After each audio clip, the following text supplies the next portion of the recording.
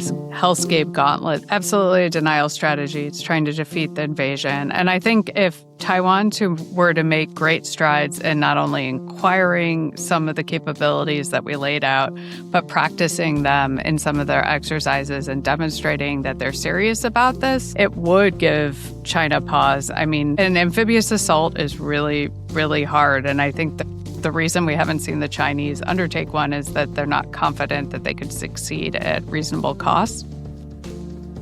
So I agree with this. I think it's a layered defense like this. By the way, I would use almost all cheap weapons because I have no faith in Chinese damage control efforts. And the vast majority of these ships are like maritime militia carrying a platoon. There'll be very few of those large amphibious landing ships involved in this. I think there'll be hundreds to low thousand vessels, and we're going to need to hit them. We might as well hit them with something cheap and maybe hit them twice with something cheap. I don't really care. Welcome to the Irregular Warfare Podcast. I'm your host, Ben Jip. Today's episode does a deep dive into Dr. Stacy Pettyjohn's report, Hellscape Taiwan, which describes what a layered, drone-centric defense of the island could look like. To help us discuss and examine this updated vision for an asymmetric defense of Taiwan, we are joined by retired Rear Admiral Mark Montgomery and Dr. Stacy Pettyjohn of CNAS. The Irregular Warfare Podcast is a joint production of the Empirical Studies of Conflict Project at Princeton University and the Modern War Institute at West Point, dedicated to bridging the gap between scholars and practitioners to support the community of irregular warfare professionals. You can find more resources at the Irregular Warfare Initiative website at www.irregularwarfare.org. Support for the Irregular Warfare Podcast comes from members of the IW community like you, and from Hadian, an AI company focused on synthetic environments for training, planning, and decision support. We hope you enjoyed today's conversation with Rear Admiral Mark Montgomery and Dr. Stacy Pettyjohn. All right, well, Rear Admiral Mark Montgomery, Dr. Stacy Pettyjohn, thanks for joining us on the Irregular Warfare Podcast. It's great to have you today. It's a pleasure to be here. Thanks for having me. We are delighted to have you both on to the show. We're finally getting back to form by discussing the Indo-Pacific again. We kind of took a slight detour, talking a lot about CENTCOM, Iran, Eastern Europe, and Ukraine. But I'm super excited to discuss Stacy's Hellscape Taiwan report because it really does provide us a vision for what a layered defense of the island in the age of prolific drone warfare could look like. I mean, it's got everything you'd want for a littoral maritime defense in depth, right? You've got an outer layer starting at like 80 kilometers away from Taiwan shore where Chinese ships would start to mass, creating a target-rich environment for both air and waterborne uncrewed systems. A middle defense layer 40 kilometers away from the shore that calls for using underwater mines to canalize the invasion forces' movement. Stacy, I think you had a third layer, 5 kilometers from the shore where you basically throw the kitchen sink at the PLA. And finally, a beach or shoreline defense, where you're attacking specific landing craft. And I'm sure we'll get into the specifics of all that later. But before we dive into Stacy's report, I was hoping, Stacy, you could just talk about what drew you to the world of defense analysis and Taiwan. Well, I actually wrote my dissertation on the Middle East, but then at that time when I joined the RAND Corporation, we were pivoting from the Middle East to the Pacific. And so have spent a lot of time studying sort of the defense and deterrence problems in that theater. And defense was always of interest to me, but there's sort of a high barrier of entry if you weren't in the military, which I wasn't. A pointy head academic by training. Going to a place like RAND really offered a lot of opportunities to study with a lot of experts, a lot of former military officers, and to build up some expertise in that area. RAND has often been a feeder organization for the Irregular Warfare Podcast, so I'll have to shoot whoever's running that organization a thank you. And for Mark, you've had a pretty remarkable career in the U.S. Navy. Most flag officers have had pretty remarkable careers, but you've spent over 3 decades in military service. You're a recognized expert on emerging technology and defense policy. Can you just give our listeners an overview of the things you're juggling in your portfolio and your interest in the Indo-Pacific? Thanks. So my portfolio at the Foundation for Defense of Democracies, I run the Cyber Center there, which includes AI misuse. I do a lot of the Taiwan work along with Greg Singleton, who runs our China shop. And so we run a series of tabletops there. I go to Taiwan a lot to work with their military, the pro bono effort we have. And then I run the Ukraine portion of our Russia Center. So I come to Ukraine about 4 times a year for 2 to 3 weeks each in a very specific training environment where we train their brigades and corps, U.S. Mission Command principles to try to teach them how to do risk to force, keep their center of gravity, their manpower. So those are kind of the big 3 issues I take a look at. The reason I'm interested in PACOM, one was the PACOM J3. That's a good reason to get interested. I commanded a carrier strike group in the Pacific out of Japan and a destroyer squadron out of there and a bunch of ship tours out of there. So I like it, and I've got pretty good relationships in Japan, Korea, and Taiwan over the years. Although Taiwan, except for one officer, I had no relations with Taiwan, which is something we ought to ask about during this, because I consider, among all the stupid things we do, our lack of senior leader engagement with the Taiwanese military, but also their whole national security complex, is clinically insane. Probably something we'll get into and maybe talking about lessons learned from the Eastern Front in Ukraine. But I am excited to dig into Stacy's report. So Stacy, turning to the piece, amid everything happening in Europe and the Middle East, it's easy to lose focus on Asia. So what motivated you and your co-author Molly to write Hellscape for Taiwan at this moment? Yeah, we've had a series of projects and reports on drone warfare, starting with one that I wrote on Ukraine, and then a broader one thinking about the implications of lessons from recent conflicts for the Indo-Pacific called Swarms Over the Straits. And there we were focusing on how the US, Taiwan, and China might use drones in a conflict over Taiwan. And then there was all this buzz about Admiral Paparo talking about a hellscape for Taiwan, but was really cagey and said couldn't talk about the specific capabilities because they were classified and there was little information out there. And that got me thinking about what that would entail, because we'd concluded in our prior report that the U.S. really needs a different class of drones than most of the ones that have gotten a lot of the attention in Ukraine. I know they've been developing longer range strike drones to reach into Russia, but most of the drones that are being used and what is pushing them towards over 1 million a year are these small tactical drones, often just commercial quadcopters or indigenously produced variants of racing drones that are small quadcopters made from commercial components imported from China. And that's not applicable for the U.S. in a war over Taiwan, but that it's really relevant to Taiwan itself. And that, coupled with some of the changes we've seen in the Trump administration's policy, where they seem to have become a little bit softer towards China and are really pushing allies and partners to take a larger role in their own defense, we concluded that Hellscape was really a better idea for Taiwan, and to try to sketch out a point of departure concept about what that would mean in some detail and add some specificity. So we went and looked at, there's been so much work on an asymmetric strategy for Taiwan, going back to Murray's piece, who first started talking about a porcupine, and then Rand was doing work almost 20 years ago on this, and then CSBA. And we really built on the Rand study, which had a 4-ring strategy of asymmetric defense. And they were really focused on precision-guided missiles of various ranges that Taiwan could use.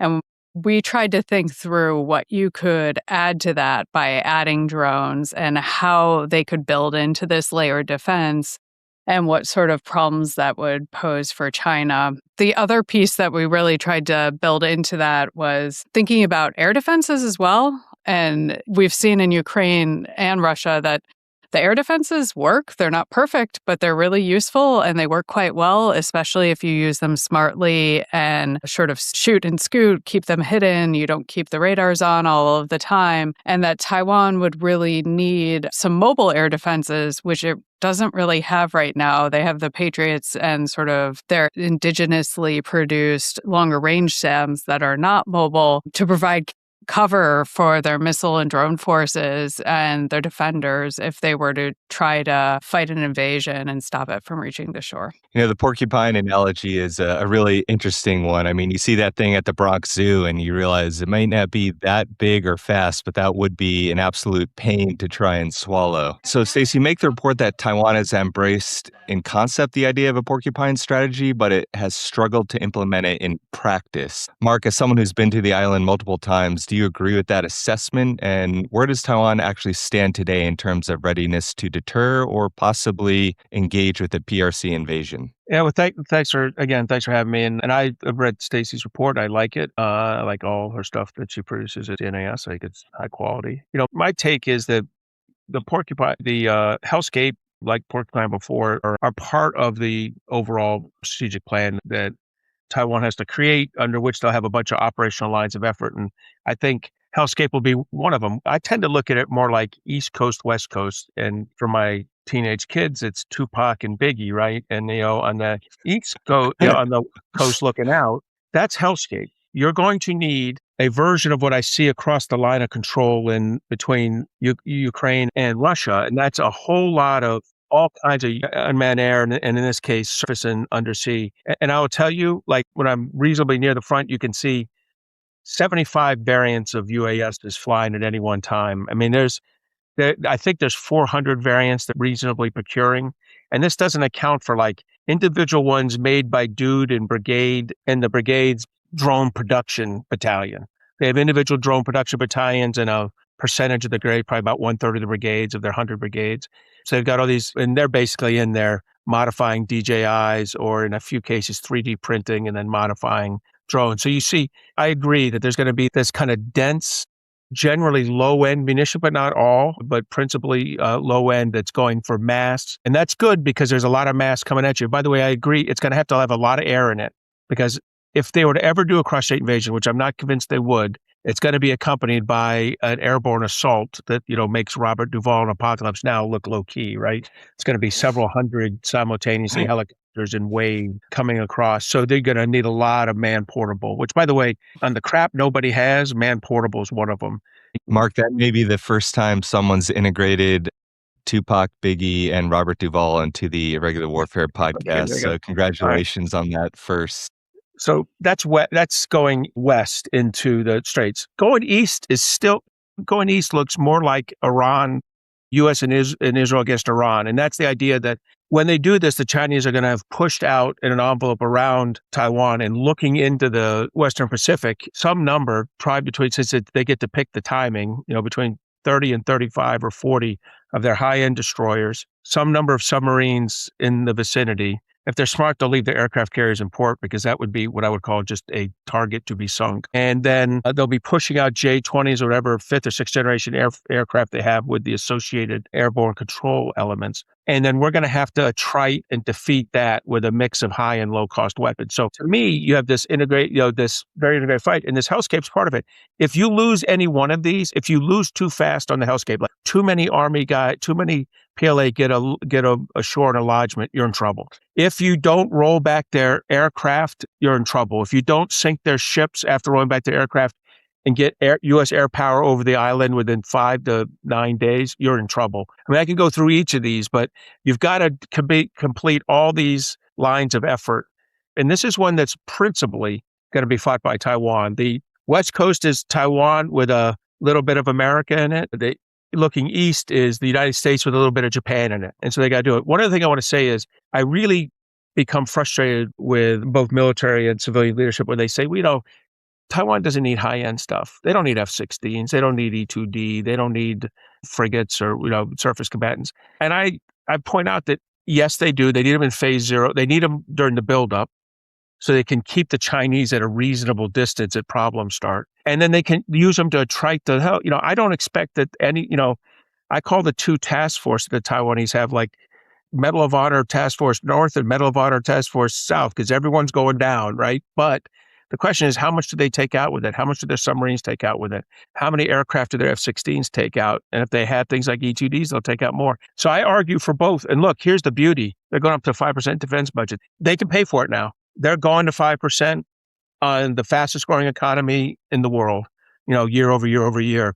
They're going to be able to pay for what they need. So I fully support everything Stacey laid out in there. And I hope the U.S. government's helping Taiwan develop the tactics to properly do it. I agree with most of what Mark said. I will disagree politely and tentatively on one point. I do think Taiwan, doesn't need a fully asymmetric force. It needs to maintain some conventional capability for peacetime and for other missions because Hellscape, we were just looking at deterring or defeating an invasion. And that's not the full gamut of potential attacks or scenarios that they might face against China, nor all of the different ways that they want to use their military in other situations. But I think that one of the arguments I often hear is that the gray zone is a reason that they need them. And I know that they use F-16s to go out and interdict or some of the Chinese aircraft that might fly close by and make sure they don't enter their airspace. I do think, and we're going to do some work on this in the future, Molly and I have on our docket to look at the gray zone. And I think it's going to become increasingly unmanned on both sides. China's seeing what Russia's done in Eastern Europe and in different places. And we've found that drones do tend to be a lot less escalatory, and you can push the envelope there and people will let it go. And now that there are so many one-way attack drones, I think we're going to see them used in different ways in addition to the reusable, larger, like medium altitude and high altitude drones, because China's just making massive investments here.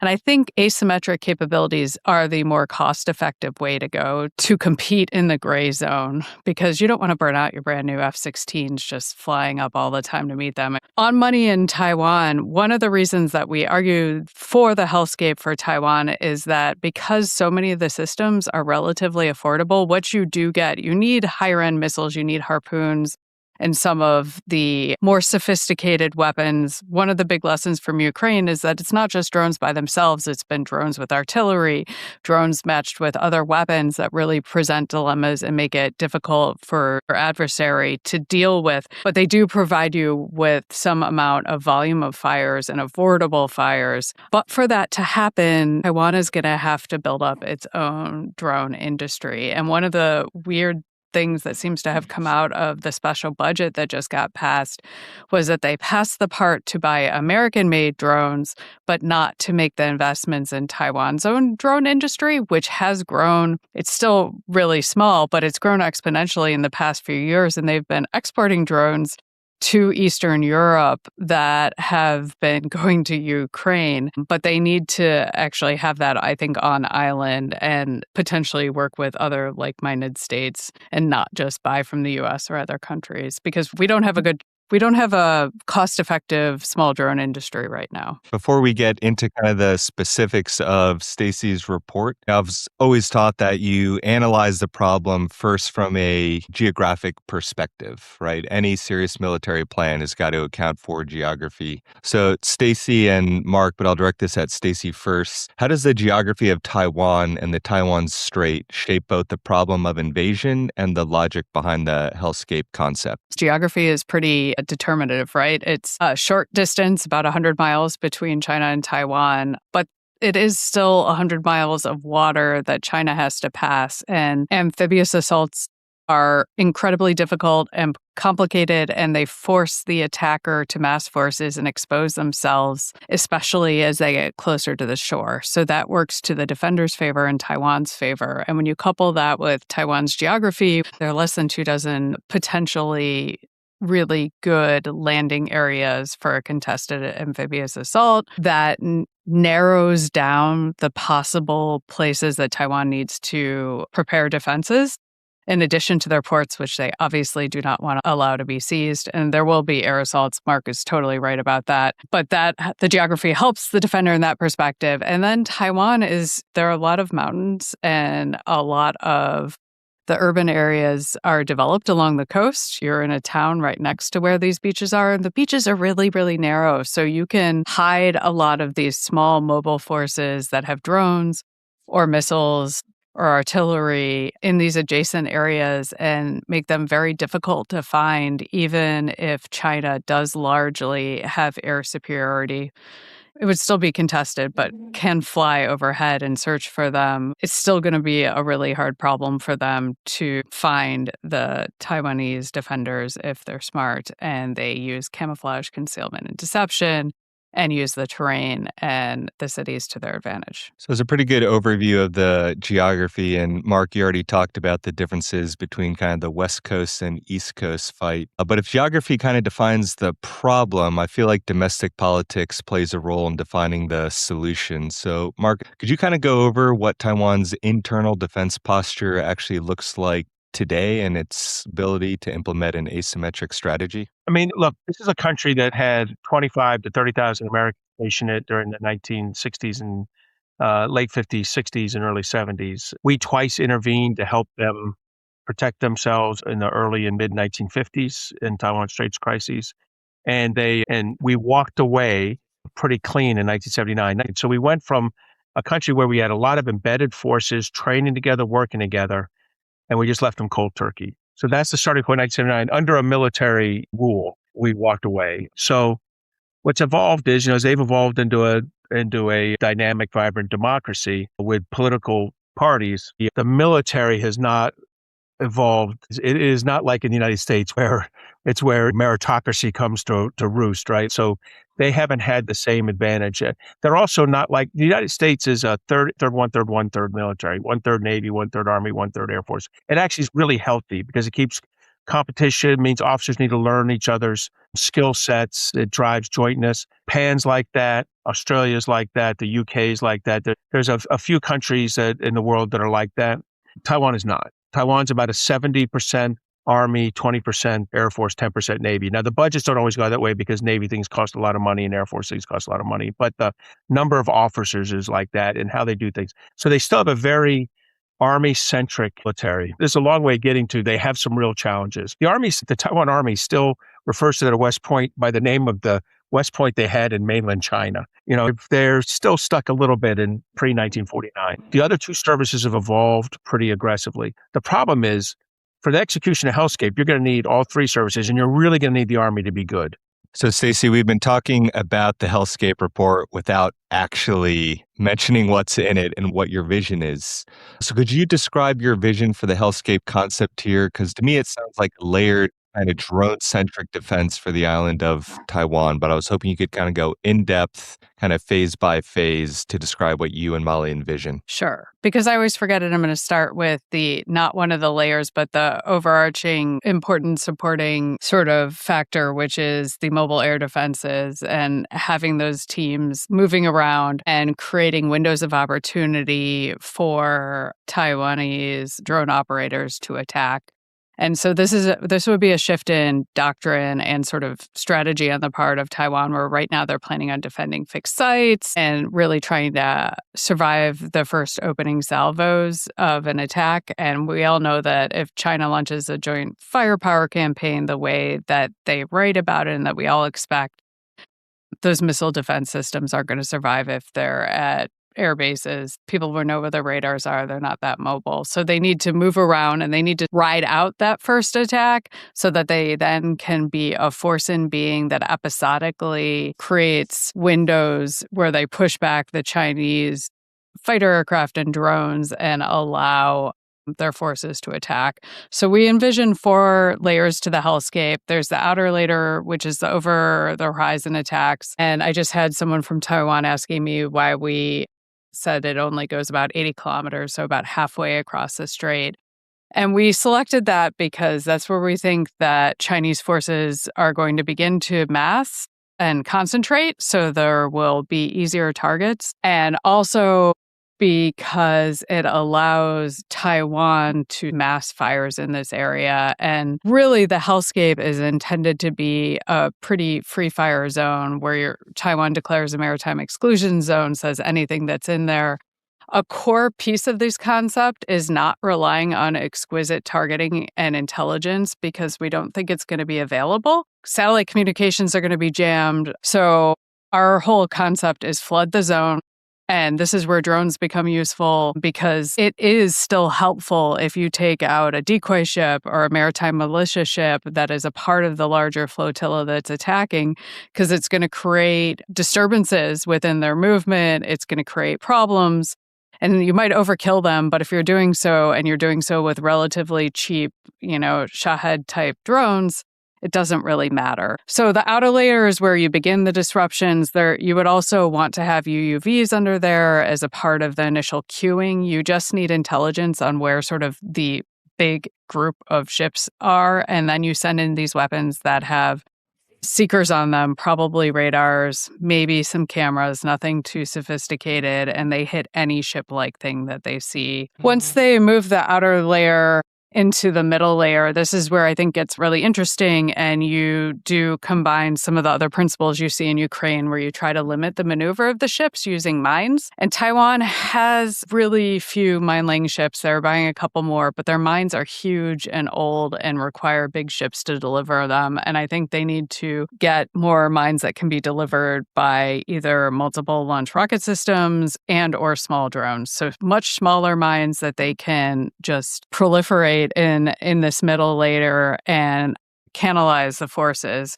So the Chinese have to move really slow, and as they're moving really slow, they are being attacked from the air from slightly shorter range one-way attack drones, as well as missiles, maybe drone bombers. You could ideally use the multi-rotor copters to deliver some of the smaller mines that Taiwan would have, because you're going to have to continue to reseed.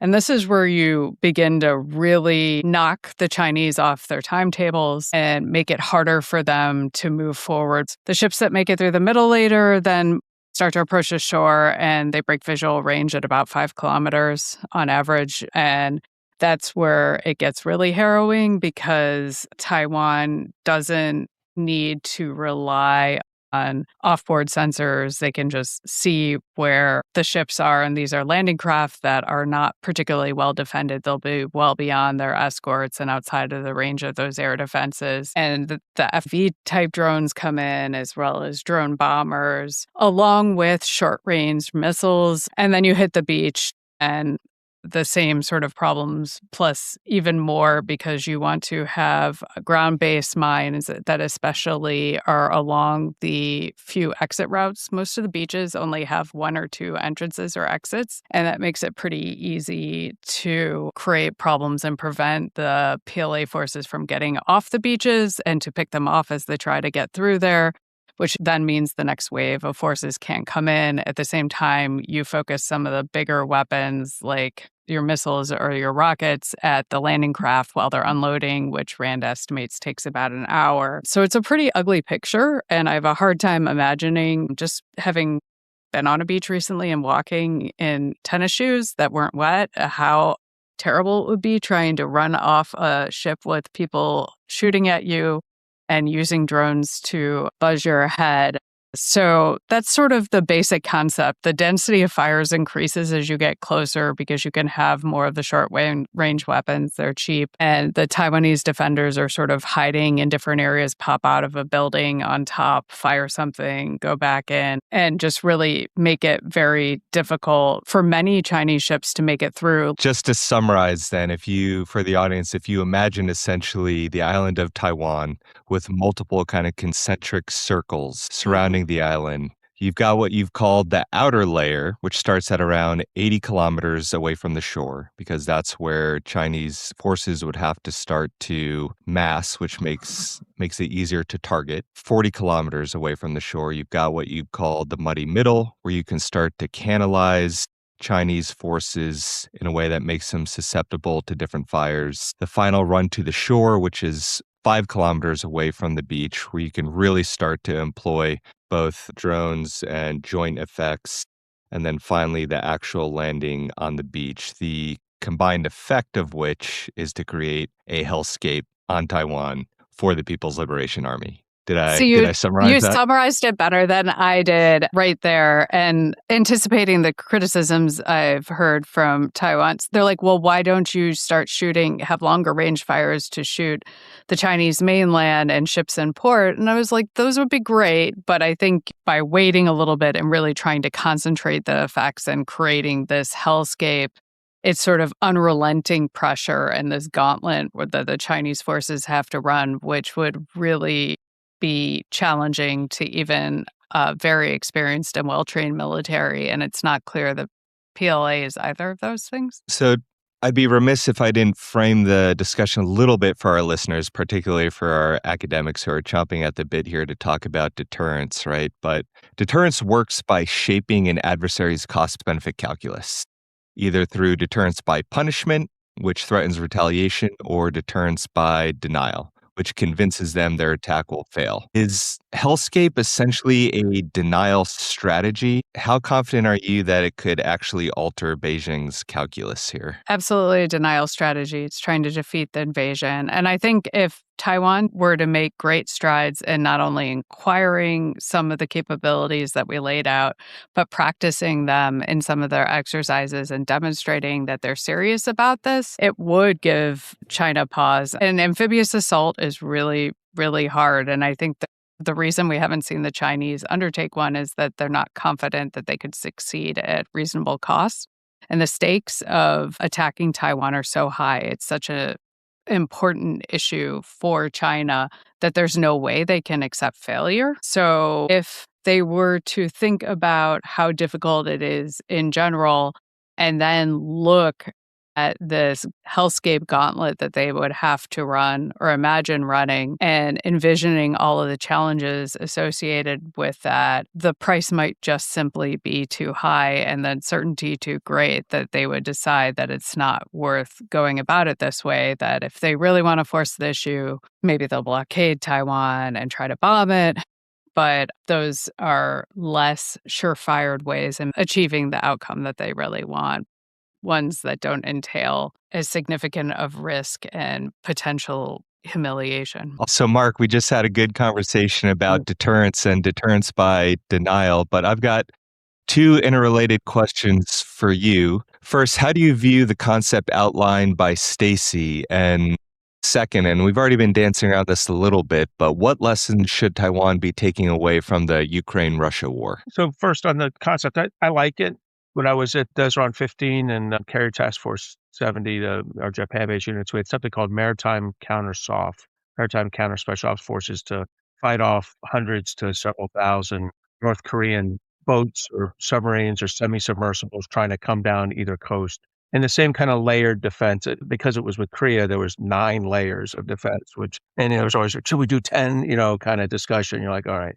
But in summary, it was like this, although drones didn't exist at the time, so it was a much more expensive attrition with expensive weapons, although the advanced precision kill weapon systems in a slightly different variant was being used by Apache and Black Hawk Kilos and that. So I'm a fan of that. And I see that weapon out here in Ukraine quite a bit. So I agree with this. I think it's a layered defense like this. By the way, I would use almost all cheap weapons because I have no faith in Chinese damage control efforts.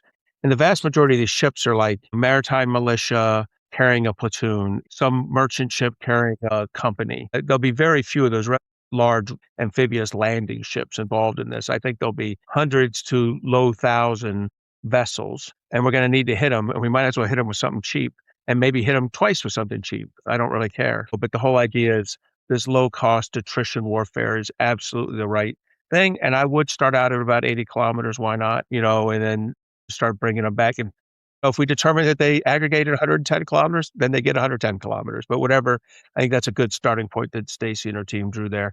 And you got to hit it. So from my perspective, this really describes properly how you do this here. I'm confident we've got a whammy dime weapon of one type or another that might not even cost that much, that hasn't been exposed to us all. That might be part of this. But that'll just be a part of it. What Stacy's described is the main of 80 or 90% solution. So what was the second question? So my second question was, what lessons from Russia-Ukraine should Taiwan be paying close attention to? So the first is they have to have a production level on island that's high. Now, it doesn't have to be high in peacetime, or it doesn't have to be high for them in peacetime. They could be producing for others. But they have to be able to transition to a high productivity rate when wartime starts, because assuming there is some kind of lodgment, they're going to need 100,000, 200,000 drones a month, kind of production very quickly, if not higher. In addition, it's the training of the crew. I think they'll love it. I think that they take their reserve brigades and make them heavily drone operator brigades, you'll get young kids into the reserves as sergeants, staff sergeants. And the beauty is, this is one of those things you can take home and operate. I don't mean take home a drone with a weapon on it, but you can VR the experience really easily. And if there's a country that could invent that VR, that training device, and give it to their reservists to go train, it would be the Taiwanese. So I think that there's work to be done there to get what I see with the Ukrainians. They're drone operators. They'll have an infantry brigade with significantly more drone operators in it than infantrymen. In fact, I would describe every infantry brigade that way. They fight differently than us. And then the other thing I see out here is the counter drone interceptors. They're going to have to get good at that. That's, by the way, that's your high-end operators. Taking something out's harder. The Chinese will be coming faster than the Shaheds and the Jiran 2s. They'll be more like the Jiran 3s and 5s with not jet engine, but, faster engines on them. And so they're going to have to get good at it. And it's hard, but you want good operators so you can keep the cost of the weapon down. And so there's a lot of training to do, a lot of acquisition to do. They're flummoxed right now because President Zelensky of Ukraine is not excited about a public relationship with Taiwan because he doesn't want to piss China off too much. He may be at war with China, but China is bleeding Russia dry by providing drones through third parties to Taiwan. The drones, the one-way attack drones at the battalion brigade level, I'd be surprised if less than 30% weren't still based on an initial DJI drone. It used to be 90% when I was first here, then 80, then 40. I think it's probably 30. When it gets down around 10%, I think you can turn to President Xi and say, F off. I'm going to make nice with Taiwan. But he's not going to do that till that number gets low enough. And this tells you a lot, by the way, about China. They're killing Ukraine, but they're bleeding Russia dry while they do it. Nice country. So my next two questions were actually about kind of industrial base and the ability to scale and training, but we just covered all of that, which is fine. Because the question I'd like to pose to both of you is this. Taiwan doesn't have a ton of diplomatic friends. I mean, I think the PRC has unfortunately done a pretty good job employing statecraft to isolate the island nation from much of the world. So what can the U.S. and other interested parties do to assist Taiwan? And I'll direct that question to Mark first. Yeah, thanks. So first, statecraft's not the word I'd use. Diplomatic bullying on a world-class scale, yes. They're down to the Vatican and 8 countries whose names I can't remember, whose flags I don't recognize. Whenever I go to the Ministry of Foreign Affairs, they're the flags of the countries that recognize them. And I get the Holy See. And then after that, it's just So, yeah, they don't have them. And look, it's worse than that. It's China's ability to convince everyone else not to sell them stuff. Right. So they can't, we're the only guys that sell them anything. The French sold them some Capatantes and some Mirages 30 years ago. But we're really entering an interesting time. And that's where you get into these direct commercial sales and things that can have two uses, commercial and military. Now, foreign countries might sniff around the edges of this, and that'd be fantastic. And then there's a country like Ukraine that's I'm done with diplomatic bullying because I just fought 4 countries at once with the sporadic help from my friends, right? So they might take this a much more serious, might give this opportunity. But I envision Ukrainian and maybe Israeli intellectual property being fused with a Taiwanese red-free supply chain, that is China-free supply chain. It fed the gas of American venture capitalism for scale. So if you bring all that together, you're going to that's a pretty good smorgasbord. And to me, that's how you're going to get to this. And then those Taiwan companies and joint ventures with American and Ukrainian companies, maybe Israeli companies, will begin selling to each other, to our European partners, to our other Asian partners, but with a definite production hub in Taiwan. So in wartime, it can become a Taiwan-only hub when they're cut off from everybody else. I agree with a lot of what Mark said. I think there are partnerships that need to be forged. Taiwan has signed some agreements with Poland and a couple other states in Europe regarding drones because they are dual use. And I think those type of ties need to be deepened and expanded. The only way that the world and the countries that don't see China as a friend are going to be able to wean themselves off the Chinese commercial drone market because it is so dominant is to work together and to make an aggregate demand. So Taiwan forging those agreements with the U.S. in particular, I mean, the U.S. is in as bad, if not as worse of a state, despite what the infusion of money we're seeing with the Trump administration in the drone industrial base. And what I'm really concerned about is that in the US, there are so many different companies competing and competition is good, but eventually you have to pick winners or losers to scale and drive down costs and achieve economies of scale. And this is where Ukraine has struggled to a certain extent too, compared to Russia, where the Russians have finally picked some companies and they've poured a ton of money in them and really ramped up production. And at some point, that's going to need to happen on the other side to meet an aggregate demand.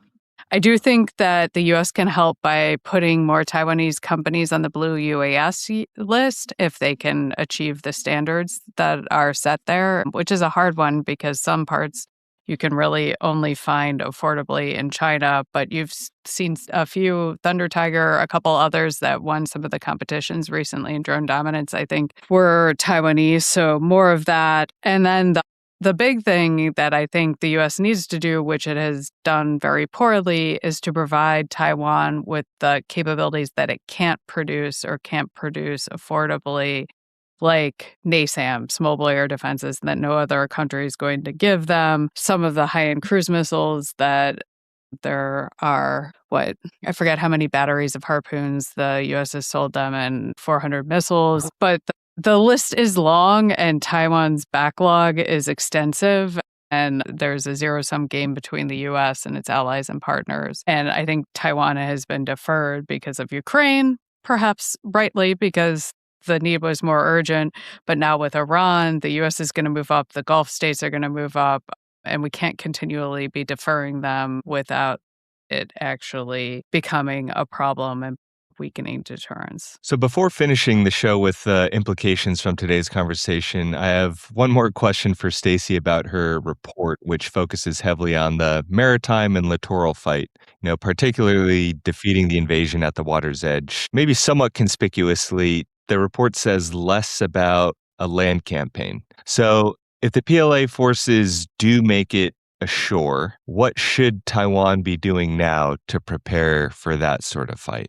And I'll direct that one for Stacey first. Obviously, I think there should be a extensive sort of prepared defenses put in place as much as possible, though the terrain really helps them with the mountains and the road networks being fairly limited. So the PLA, if they're going to march on Taipei, it's fairly proximate if they're using the northern beaches, but it is rough terrain, and that should be prepared so that Taiwanese defenders can have the high ground and can continue to attack the Chinese as they move forward. Some form of guerrilla warfare, drones would obviously be important, and here you'd probably want to look more to lessons maybe from Nagorno-Karabakh and some other places that have not the same, but some similarities in how drones were used as spotters if you combine them with artillery, where you can bring down real volume of fires and where the line of sight communications that are needed for a lot of the short-range drones probably won't be as reliable because there will be lots of objects between them.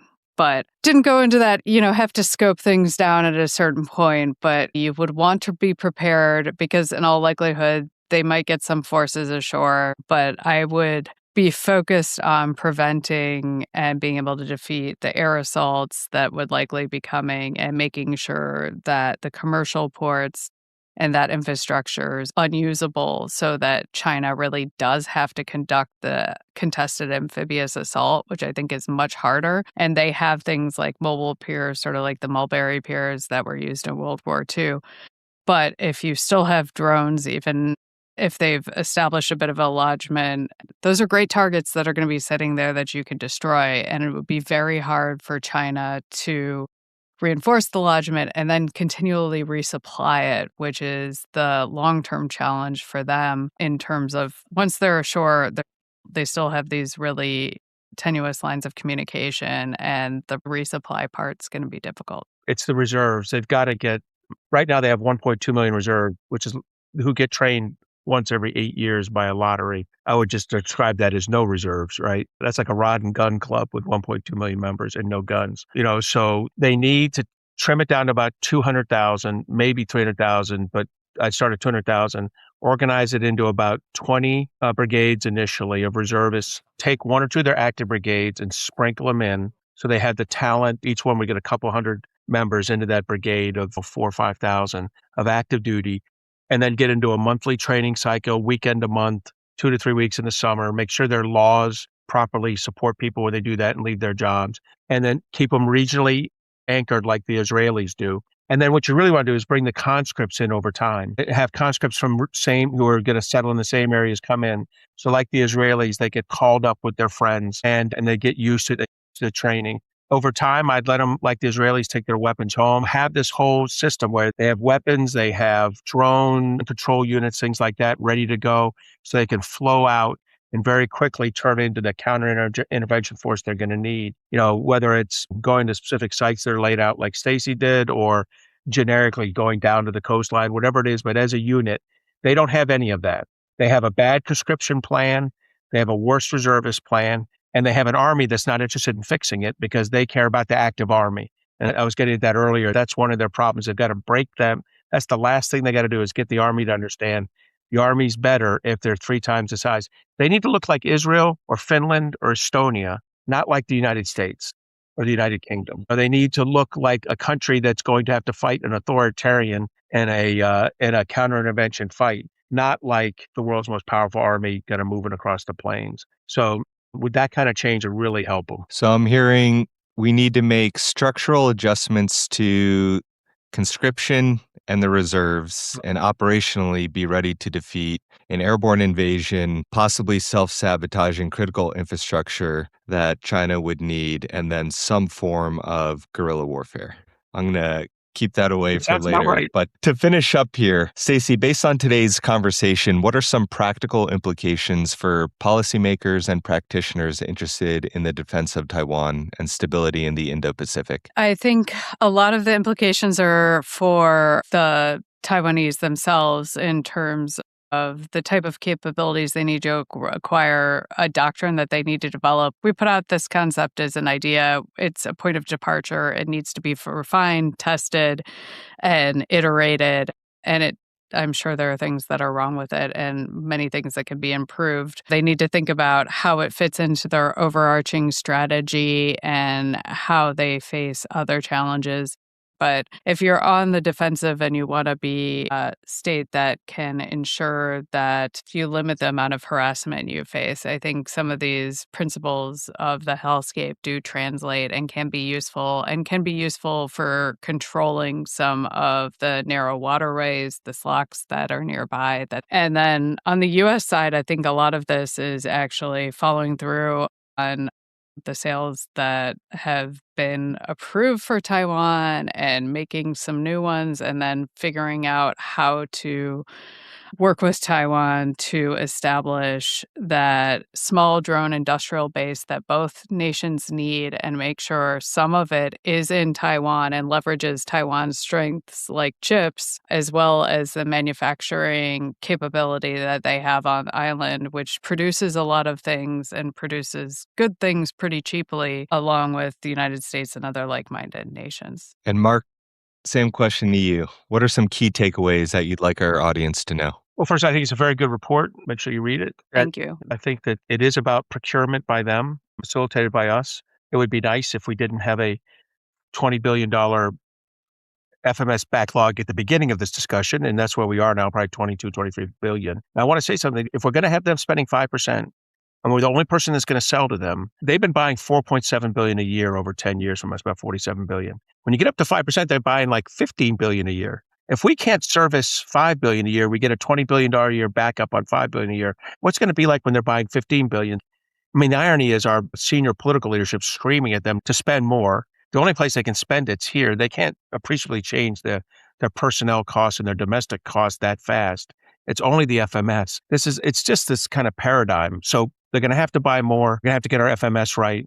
They're going to have to get the drones going right, as Stacy said. And I'll throw one thing that we didn't allude to here, but we've got to be able to go over there and talk to them about this. Key leader engagement limitations are clinically insane. There's an admiral who can sneak in from Yokosuka, from Japan. A SOF general can come in from Hawaii once in a while. That's not engagement. Engagement is our deputy assistant secretaries flowing over and back of state, defense, commerce, whoever it is, maybe energy in some cases, but also our generals and admirals going in and out. Talk about this joint training team. It's not Fight Club, right? But we won't talk about it. Actually exercise. By the way, this won't work if we don't exercise. Our exercising with them is, we're deconflicted at best with them. You cannot execute Hellscape. Well, you can't execute the whole campaign deconflicted. Portions of Hellscape could be deconflicted. But right now, we're like, you go left, I go right. I got a son on a ship down there. I tell him, hey, there's 3 things I worry about for you. 1, you might get hit by a PRC missile. 2, you might get hit by a U.S. Army missile. And then 3, you might get hit by a Taiwanese missile. That's not good. By the way, I don't think our Air Force will hit them. I think our Air Force and Navy are pretty well deconflicted. But we have not done this. What we have with the Japanese and the Koreans, we don't have the Taiwanese. You've got to fix. These are core issues that you have to fix. So I'll go back to agreeing on, getting their personnel right, getting their procurement and supply chain right, and our FMS support to it. And then finally, getting that key leader engagement right. If we don't do these things so that we're exercising, working together, we will not have the interoperability necessary to execute any, whether it's made by Admiral Aquilino or Admiral Paparo or Admiral Next Indo-PACOM. Well, for the policymakers listening, those are three pretty tangible takeaways: personnel, procurement, and key leader engagements. And I think that's a great place to pause. So Rear Admiral Mark Montgomery, Dr. Stacey Pettyjohn, thanks for joining us on the Irregular Warfare Podcast today. It's been great to be here. Thanks.